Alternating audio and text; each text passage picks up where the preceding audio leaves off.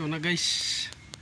So nabaklas na natin dito yung radiator, condenser at saka intercooler. So yan. So ang kulang na lang nito guys ay yung EGR at saka yung cooler dun sa likod. Yan. So ang gagawin pala nito guys ay EGR cleaning, tapos radiator cleaning, tapos condenser cleaning. Replace na pala to kasi may leaking na nakita tayo. Tapos intercooler cleaning, tapos PMS kasama yung transmission. So 60,000 na yung kilometers run nito guys. Tapos mag-injector cleaning tayo doon at titingnan din natin dito yung turbo kung madumi na, tapos lilinisan din natin. Pero kung okay pa siya, wala pang masyadong carbon, so lilinisan pa rin natin kung ano. So yan, ito yung intake, exhaust nya, tapos yung intake doon. So yan guys, yan. So Toyota Fortuner to ang ginagawa natin. Ayan, Toyota Fortuner to. Tapos palit tayo ng belt dahil marupok na yung belt. Tapos ito maglalagay tayo ng clutch pan fluid dahil nagpe-prevailing na.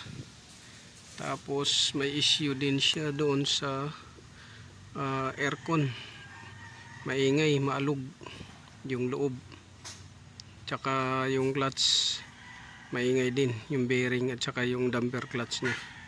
Tapos yung idler bearing tsaka tensioner. So marami tayong gagawin dito. So pati under chassis mayroon din. Ayan, palit ng stabilizer link. So yan guys, abangan nyo lang dito pagka natapos natin. So ang issue nito guys ay may ingay lang sa compressor. Pero dahil 60,000 na, ni-request ko to ng EGR cleaning at saka aircon cleaning at saka yung cooling cleaning nya, PMS. Tapos may mga nakita pa tayong mga bearing, clutch pan, so air filter, tsaka cabin filter doon sa aircon, at saka yung fuel filter. So ang ibang parts dito. Yan.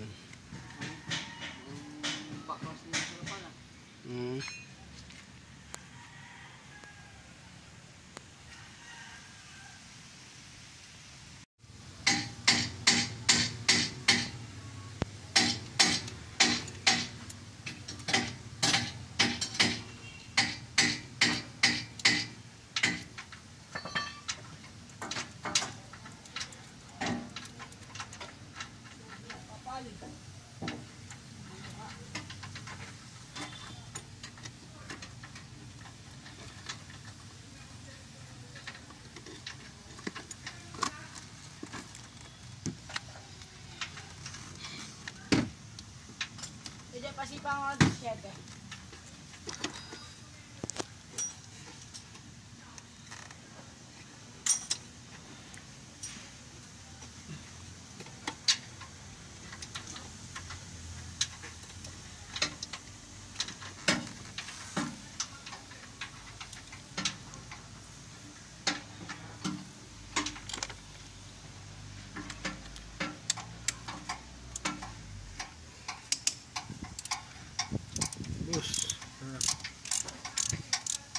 Huli na. Iba pala to. Nahuli na. Wala eh. Ako Sam. Una. Tinigil yung ano dun eh. Saan? Dito? Oo, tinigil. Bakit daw? Ay pa-charge ng battery. Sino? Koreano. Pinatesting yung battery kasi nag-start parang pumipiyok. Kaya ba? Pumipiyok. Dapat tuloy-tuloy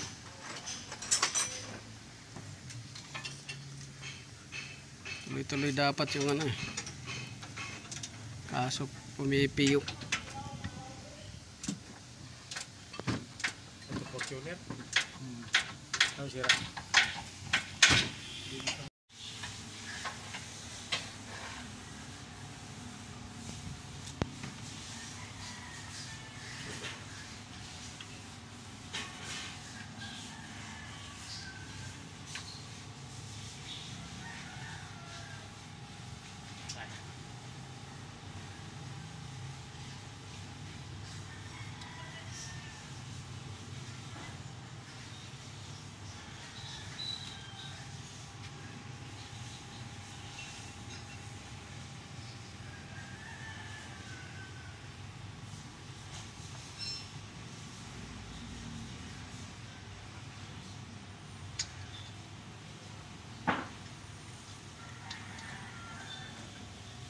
Parang nagliliking na tong ano na. Ano? Parang may leaking na kunti. No? Sign yan ng leaking oh.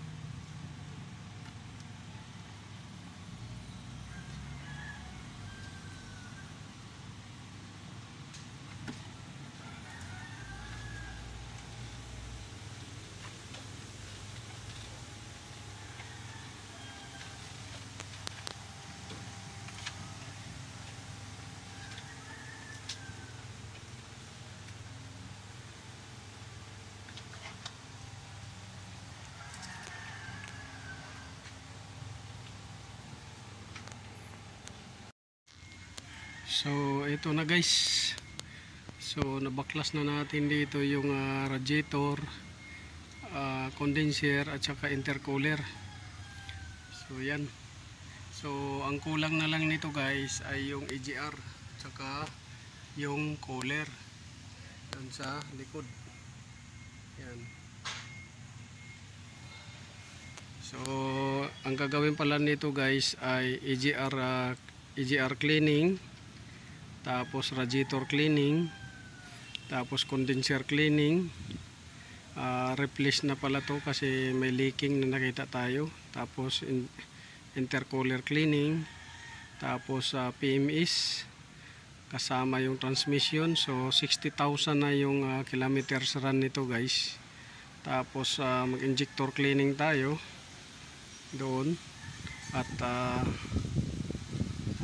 titingnan din natin dito yung turbo kung madumi na, tapos lilinisan din natin. Pero kung okay pa siya, wala pang masyadong carbon, so lilinisan pa rin natin kung ano. So yan, ito yung intake, exhaust nya, tapos yung intake doon. So yan guys, yan. So Toyota Fortuner to ang ginagawa natin. Ayan, Toyota Fortuner to. Tapos palit tayo ng belt dahil marupok na yung belt. Tapos ito maglalagay tayo ng clutch pan fluid dahil nagpe-prevailing na. Tapos may issue din siya doon sa aircon, maingay, maalog yung loob, tsaka yung clutch maingay din, yung bearing at saka yung damper clutch nya. Tapos yung idler bearing tsaka tensioner. So marami tayong gagawin dito. So pati under chassis mayroon din. Ayan, palit ng stabilizer link. So yan guys, abangan nyo lang dito pagka natapos natin. So ang issue nito guys ay may ingay lang sa compressor. Pero dahil 60,000 na, ni-request ko to ng EGR cleaning at saka aircon cleaning at saka yung cooling cleaning niya, PMS. Tapos may mga nakita pa tayong mga bearing, clutch pan, so air filter, saka cabin filter doon sa aircon, at saka yung fuel filter. So ang ibang parts dito, yan.